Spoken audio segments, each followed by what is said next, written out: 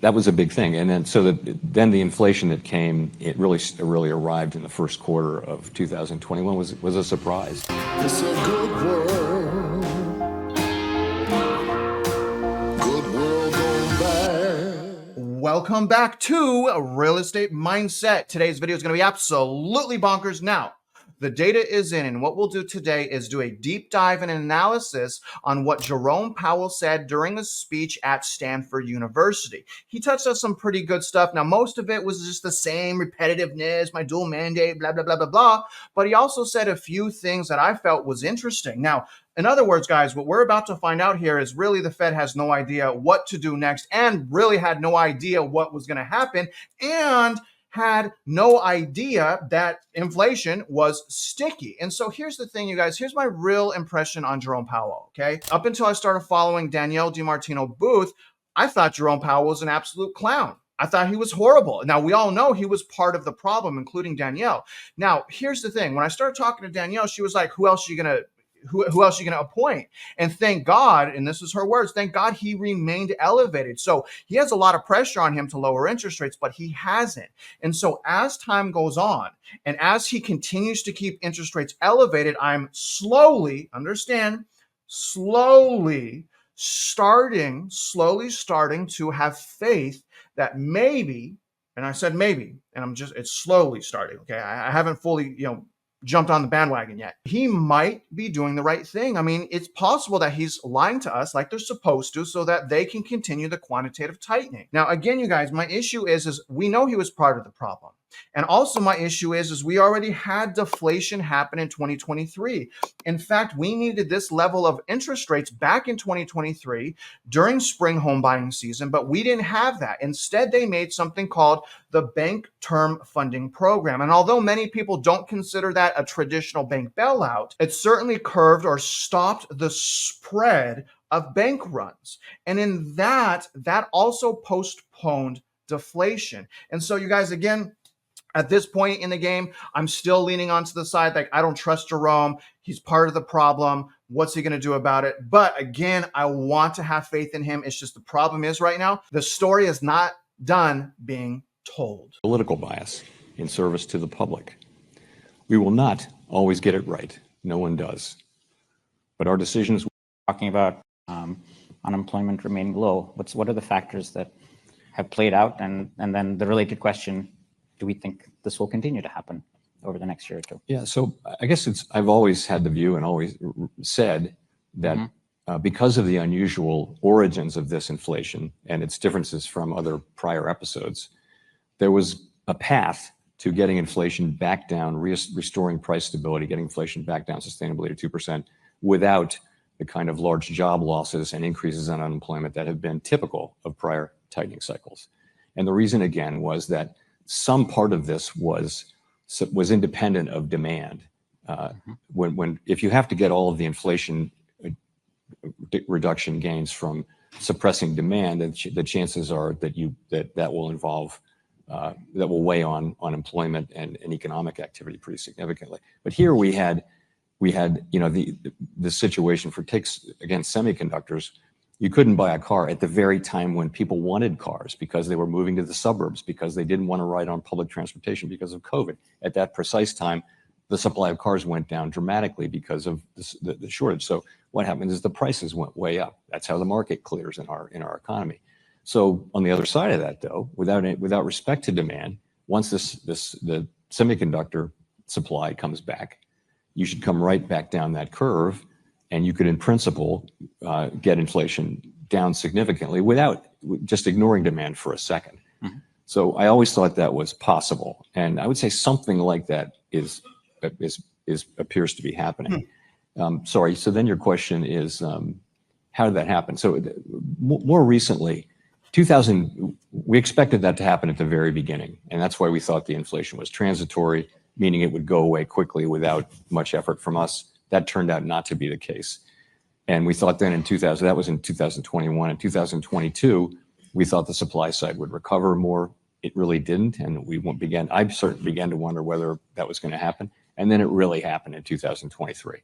Right about the time we were almost ready to give up on supply side recovery, you got this significant increase in labor force participation, accompanied by a significant move up in immigration, and you also got the unwinding of the supply side problem. So what's happening is when that happens, potential output is going up significantly, the economy's productive capacity. So you have a situation where productive capacity is going up even more than actual output.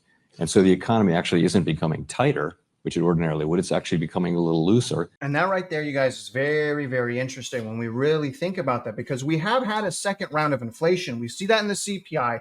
The 10-year has absolutely been skyrocketing.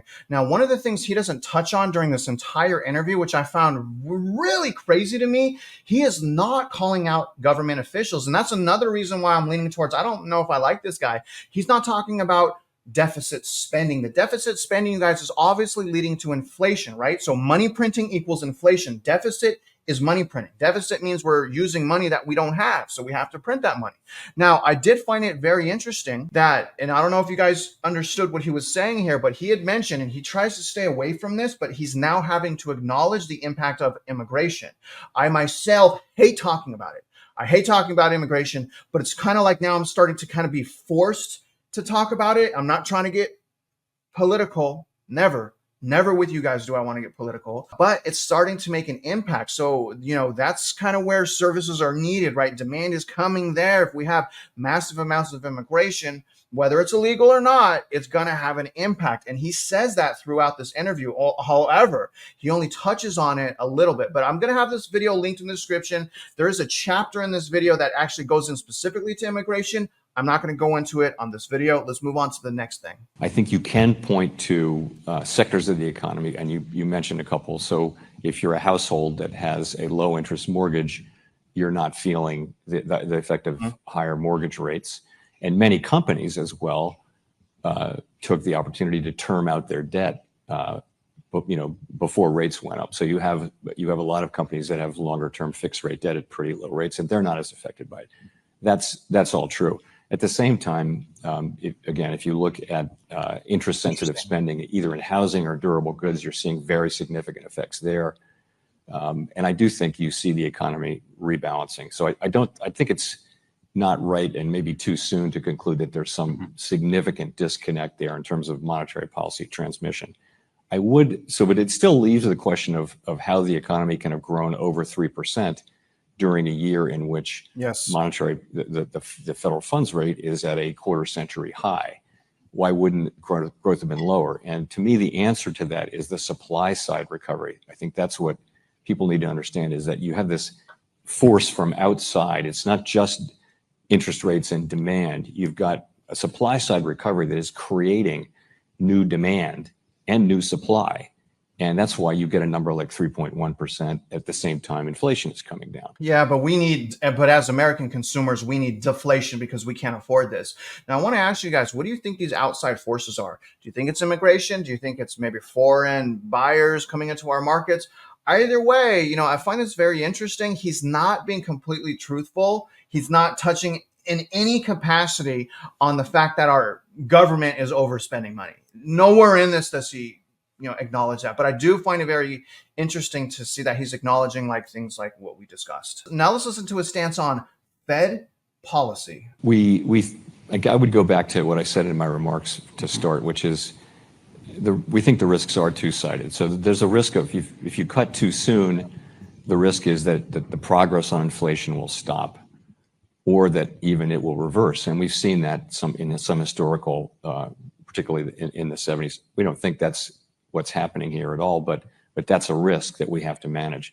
The other risk is that we wait too long or move too slowly once we do move, and in that case you have weakening in the labor market and economic output. So we're trying to steer between those two risks. Obviously, we're trying to be in the middle and get the timing right. It's very challenging. There is no risk-free path, but and I think we're in a position to address the economy moving in either of those directions. So the risk, though, of moving too soon really is that the economy, really does, the deflation does move up, and then it really would be quite disruptive if we were to have to then come back in. we will do what we have to do to get inflation down to 2%. But again, it's about balancing those risks. It's never the case that you can confidently look at the baseline and say, this is what we're going to do. It's always about having a baseline understanding, but then knowing what the risks are and having the committee be in a position to be able to address those should they materialize. And I think we're very much in that position now. Personally, I don't think they're in that position. In fact, I'm going to say this, you guys, and I have been saying this, interest rates have not been high enough. I understand they exploded interest rates comparatively. Interest rates blew up, but we know for sure that they weren't high enough to combat the inflation. And inflation from predominantly deficit spending, not to mention the inflation from the money printing during lockdowns. And so what he's mentioning here, guys, is very interesting, is the balancing act that they have to accomplish. In other words, if they raise rates too high, the whole market crashes, which is kind of what we want. But if they don't raise them high enough, inflation comes back, which is exactly what we have right now. So they're trying to time everything. But again, when I step back and I looked at what happened on the CPI report, inflation is coming back. We see it especially in shelter, especially in housing and rent and prices and things like that. And so again, that tells me that he's not winning the fight at this point on inflation, because it is going back up right at spring. And so therefore, rates are not high enough. Now, would they be high enough if there wasn't as much deficit spending? Yeah, it actually might be high enough. But the overwhelming amount of deficit spending that include government jobs is just so unfathomably high. It's just not working. Not yet, anyways. And so they have this whole war with inflation versus deflation. And all of us, raise your hand if you want deflation.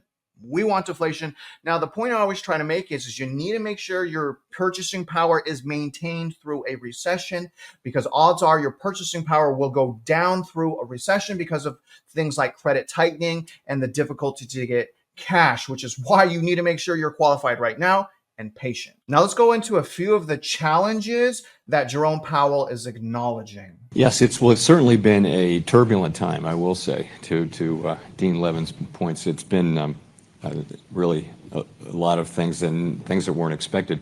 For 20 plus years around the world, economies suffered from, lower interest rates, lower inflation, slow growth, low productivity, bad demographics, and a lot of monetary economists were working on how do you make your tools work at a time when you're going to be bounded by zero, and you won't be able to cut and support the economy. So this was that was a big thing. And then the inflation that came, it really arrived in the first quarter of 2021 was a surprise to most people.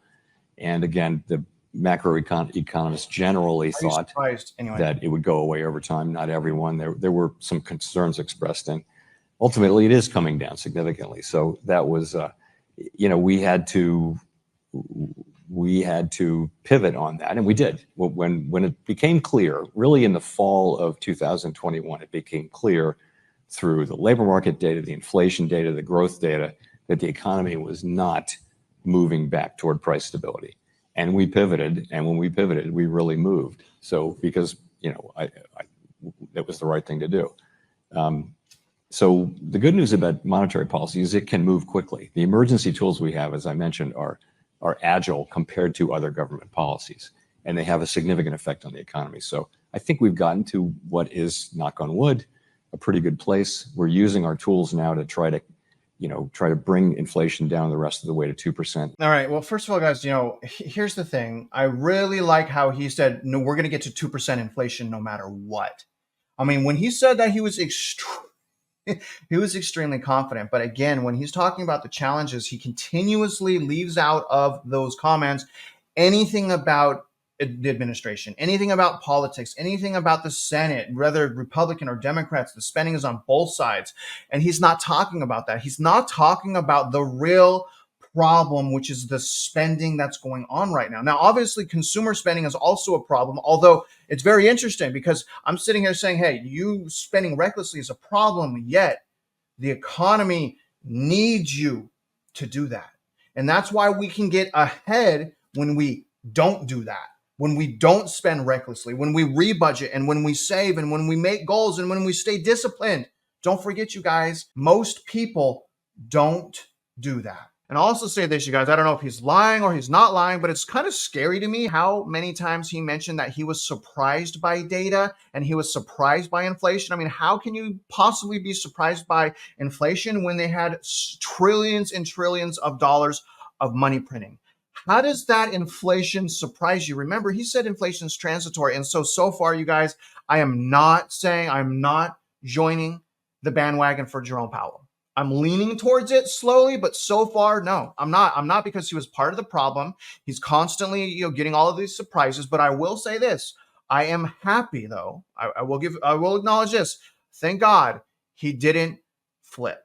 Thank God he didn't pivot. Thank God he didn't decrease interest rates. Thank goodness he is remaining strong and keeping the interest rates elevated, and no more quantitative easing in the form of buying mortgage-backed securities. Obviously, there's deficit spending. So maybe the deficit spending is the new QE, okay? So I'll acknowledge that, but from a mortgage-backed security standpoint, that has stopped. Now, again, you guys, I think it needs to speed up. I don't care about the corporations. I say crash them. I didn't like the bank bailout. I think that we should have let them fail. I mean, it's all rich people anyways that made a killing off of us, multiple millions of dollars off of us. And so I don't care. I want you to do well. I want the consumers that don't have a house yet to do well. I want the people that are renting to do well. I want Americans to do well, good people to do well. Now, anyways, guys, that's enough of my rambling. As always, I appreciate you. Don't forget, I have a free home buying course if you want to study up on how to buy real estate in the future. Maybe right now is a really bad time, right? Most of the time, it's horrible. Is there a great deal every once in a while? Maybe here and there you can find one, but overall, it's a super bad market. Now, other than that, guys, if you are out there investing in real estate, you guys already know I wish you luck, and I hope you win.